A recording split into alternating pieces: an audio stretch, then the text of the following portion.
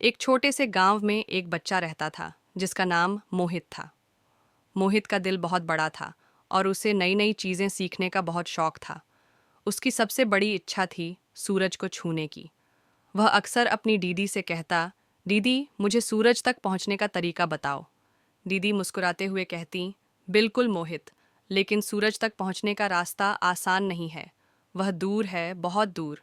मोहित ने ठान लिया कि वह सूरज तक जरूर पहुंचेगा। एक दिन वह अपने गांव के बाहर एक पहाड़ी की ओर चल पड़ा। रास्ते में उसने देखा पेड़ पौधे, फूल और ढेर सारी छोटी छोटी जानवरों से भरी हुई जंगली जिंदगी।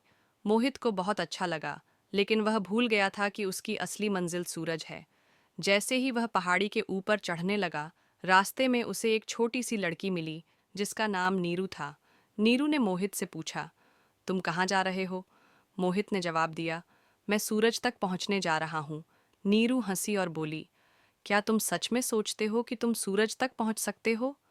मोहित ने दृढ़ता से कहा, हाँ, मुझे लगता है कि अगर मैं अपनी मेहनत से काम करूं तो मैं सूरज तक पहुंच सकता हूं। नीरू ने मोहित को समझाते हुए कहा, सूरज तक पहुंचने के लिए मेहनत ज़रूरी है, लेकिन यह भी समझो कि सूरज के पास अपनी जगह है। हमें अपनी मंजिलों का पीछा करते हुए रास्ते में भी कुछ खास खोजना चाहिए। मोहित को नीरू की बात समझ में आई। उसने सूरज के बारे में सोचना छोड़ दिया और रास्ते में ही छोटी छोटी खुशियां ढूंढनी शुरू की। उसने रंग बिरंगे फूलों को देखा, प्यारे से पक्षियों की आवाज़ सुनी और चांदनी रात में पहाड़ी की चोटी पर बैठकर तारों को निहारा। अब मोहित को समझ में आ गया था कि मंजिल तक पहुंचने के बजाय रास्ते की खुशियां ही असली खजाना हैं। और तभी उसने अपनी आंखें बंद की और अपने सपनों को पूरा करने का फैसला किया। कहानी का संदेश, सपने बड़े रखो, लेकिन रास्ते में छोटी छोटी खुशियों का आनंद भी लो।